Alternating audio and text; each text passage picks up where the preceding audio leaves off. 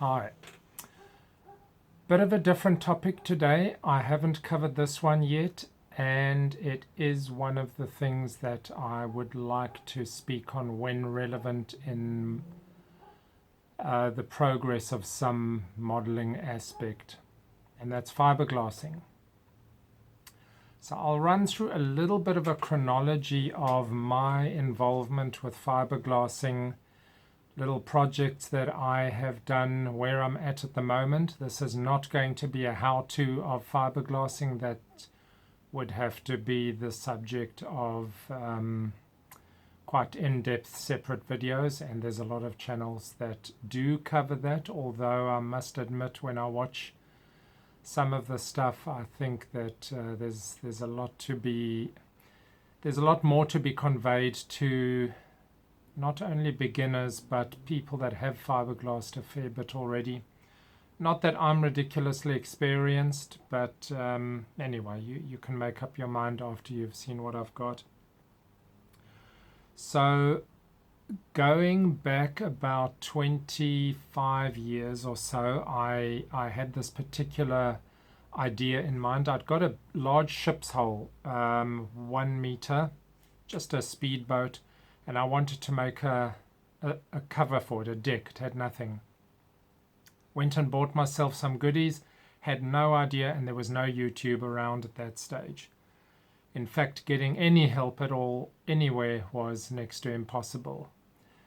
I didn't know anyone that did fiberglassing, so I went to the shop, got a brief 5-minute overview from the salesman there, who really was not interested in me, of course, because I was a small-time guy just buying 250 mils of resin or something like that.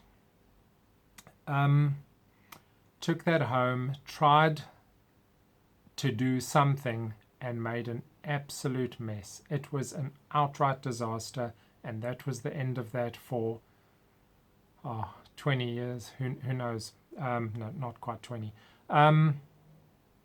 2007, around about 2007, 2008, my next dabbling. And that was that trawler hull that I showed you, that big one, where I fiberglassed the inside. Now that was somewhat easy, and I was very impressed with my success there, which really involved mixing it correctly and laying it inside with cut strips of fiberglass, and I suppose getting the correct viscosity, getting it up the sides, wetting your cloth properly, and getting it to set like that. That was great success, and I was very happy with what happened there on that trawler. Fast forward another number of years, and we get to this little project. This, I don't know where the box is right now, so I can't show you the original boat. But it's a little plastic hull, which was a small boat like this, just for an electric motor, not RC or anything. And I thought that would be the perfect thing to learn to fiberglass a replica of it. Started looking at how I might achieve that. Made my first mold, which is not this one. The first mold was somewhat of a disaster. Made my first mold of that plastic hull.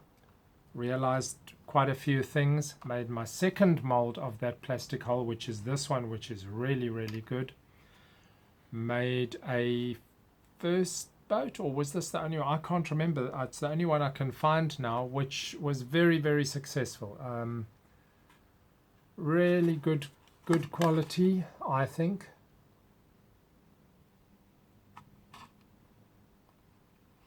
I was very happy with that. A really, really nice seam line. Very good quality mold. You can see a bit of remnant of wax in there. Keep it waxed. I was going to do more, but no need to do more at this stage. A little bit overzealous on the bolting. One doesn't need that size bolts, but hey, I was happy with where I was at with that. So that was the next one. Very, very neat on the molding as well. On the pieces, so this is a 3-piece mold. So that gave me quite good confidence to move on. A little bit, obviously still a lot to learn there, but I sort of felt like I knew what I was doing there.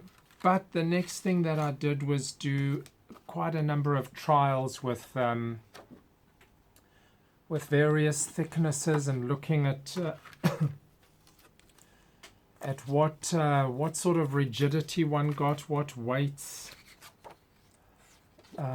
using different cloths. I bought myself a whole variety of cloths, and so I did this whole series of tests from very, very thin and flimsy up to the most rigid of my board. So got a very, very good sort of idea of what to do. I did a couple of shape tests into the bottom of some bowl or container, looking at what sort of molding options there were. I did the sandwich technique that's got cork in between two very light layers, highly rigid. I did a leading edge trial, just to see what I could do with getting a shape. This was really only rough work, so it wasn't something that I'm actually going to use right now, but it gave me an idea for where I could head on molding larger leading edges. So that was all good. In the meantime, I had other things, other model stuff which people had made. This is the intake from a model on which I was able to judge sort of somewhat bad quality molding, very heavy molding. I bought a fuselage of an aircraft and decided to improve upon it. I wasn't at that stage planning on doing much fiberglassing. I repaired the cowling. I forgot to bring that over. And I started cutting up the fiberglass fuselage and trying to improve it. And in the end, I just cut it all up into smithereens because nothing was good about it. But I learned a lot in doing that. So now, things like this little model part is actually very, very easy. This is still plastic. I haven't molded that, but it's, you know, so close to that and similar to the other things I've done. So there's a lot of options for making somewhat small parts. Obviously, with the resin alone, you can make much, much smaller parts with modeling, though there would be sort of an analysis of how relevant it is to actually do so. The rubber resin molding that some guys use for molding other plastic parts is actually quite expensive. This fiberglass resin isn't cheap either, but it's, I think, a lot cheaper than that rubber resin. So I haven't made parts for my plastic models with that, but you could. So if you were in a bind and you were sitting with some sort of model which was missing something important, it's not impossible to actually just remake those parts in resin. This, by the way, this was just given to me the other day, and there's an example of very, very bad filling, which I was talking about in the wet and dry sanding video. But I'm keeping this model for something interesting. I have no idea what, but I really like the ME163, and we'll see what sort of project we can do with this in the future. Then I got to the Mustang. So that's this.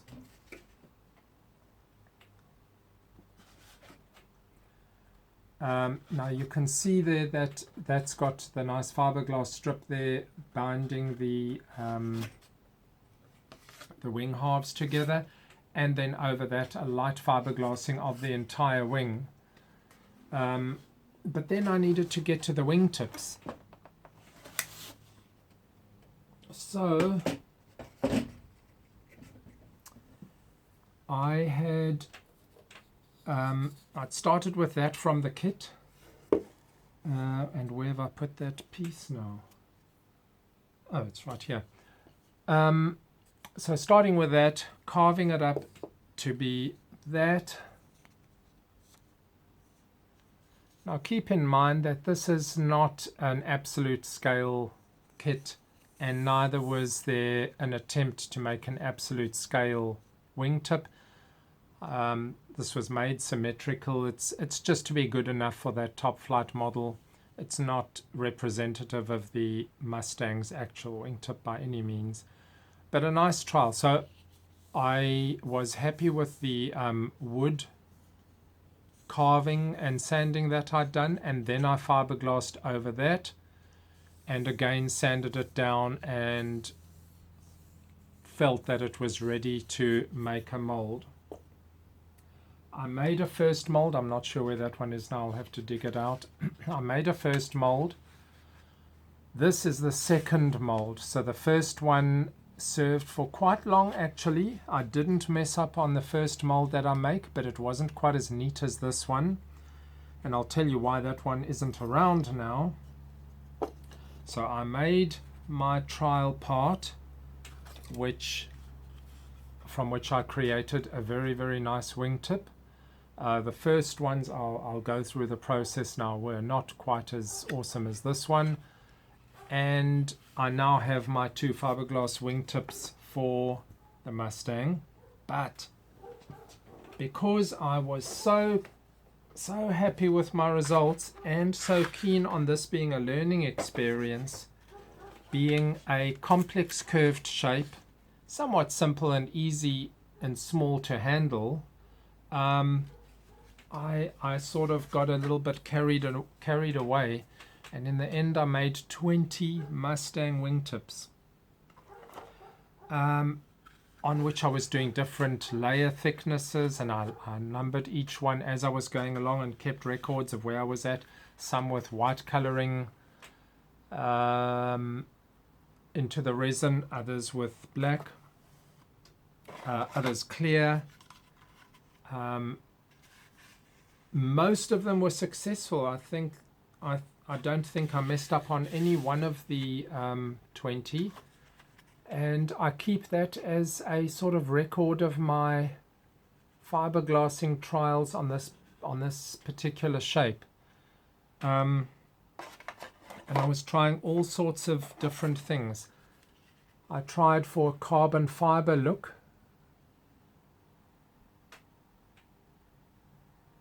and that is an inlaid piece of material, very light carbon looking material, before doing the fiberglassing. So this is not carbon fiber by any means, but has a very, very nice carbon fiber look. And that was just because I wanted to see how one could do that. Some of them were pretty heavy. This is a quite a lot stronger than the lightest ones. The reason it looks so weird is because I then painted this with silver. I wasn't quite happy with that silver, but then decided to see if I could do this tinfoil, sticky aluminium foil onto it, which would be a challenge in getting around those complex shapes. It was okay where it wasn't very curved, but it was an absolute mess. And I was okay with that because I learned a bit about this stuff, and you need to be really careful when you use this stuff because it is very sticky and makes an almighty mess when you need to clean it. So this, I decided to salvage that rather than just leave it like that. So I took off all the sticky, had to sand it down using thinners, terps, everything, getting it down to that, and I'm okay with it staying like that. It's just for the trials. I did trials of inlaying effects. This is absolutely smooth. This is inlaid before you start, so that has got an interesting glitter inlay. One could do some boat hull effects with that, would be quite interesting. I then just decided to mess around with resin pattern inlay and just see what I could do. So although one would never have that on a Mustang wingtip, I was just messing around and really finding out what worked, what didn't work. So I have 20 Mustang wingtips, of which I'm going to use 2. But after doing 20, my mold had taken a bit of strain by then. And I decided as a final practice to remake the mold again, practicing this time on the mold itself. So that that tip is now stuck in there, it's just sticking in with the wax. So I made another very, very nice mold. Not that I need to make Mustang wingtips anytime again, but it was all just because I was really enjoying practicing with the laying of resin and making parts. So after that, or yeah, I suppose after, then now I'm busy on a project which I will still speak about in future videos. And as part of the master mold making, I'm using foam carving into the structure. So making this is a portion of the fuselage made from blueprints, and then shaping with foam inlay and then fiberglass over that to protect that. And eventually that needs to be, if this was going to be used to make the actual mold, one would then do more finishing on that and make mold from that. But I've got some good stuff coming up in future videos related to it is a radio controlled aircraft, but aircraft in general. Right, have I not? I think I've covered everything. Oh, almost forgot about this one. So this, all I really wanted to say about this one. This is the fuselage that I got 2 weeks back for free. The guy had crashed it, so undercarriage was bent, and the cowling is completely gone. Now this is a very, very nice fiberglass fuselage, industrially made. And it's very nice to sort of observe the nature of their fiberglassing that they do. Now keep in mind they do make these things pretty fast. It's it's just mass production, so they're not too careful. But it's interesting to compare your own work to this and sort of judge the strength of different sections, judge the finish. And again, to be the content of some possible future videos, I can do a project where I need to make the cowling for this. This is a Lancer Legacy from Great Plains, I think. I think you can order that for about somewhere under $40 US, but then I'd have to ship it to here, which would be enormously expensive. And again, I sort of like the idea of the challenge of making that. The downside is I don't have the original to make a mold from. So, and it's not important. I'm not planning on flying this anytime soon, but that is coming up at some point. And that is more or less what I wanted to talk about as far as fiberglassing goes. Depending on the levels of interest, because I know it's not commonly a topic that plastic modelers go for, but it is certainly an aspect of radio controlled aircraft, which is one of my lines, and boating. So of course I had been planning on fiberglassing that marina trawler, but in hindsight I felt that it wasn't actually necessary. But the Escampavia Pilar probably will get fiberglassed, and my big trawler will get fiberglassed on the outside. So there will be fiberglassing taking part in some of my upcoming videos. Anyway, if you've got questions, you need clarification, even if you're not into fiberglassing, but you find it somewhat interesting and like to learn a little bit about it as we're going on, just ask. Cheers.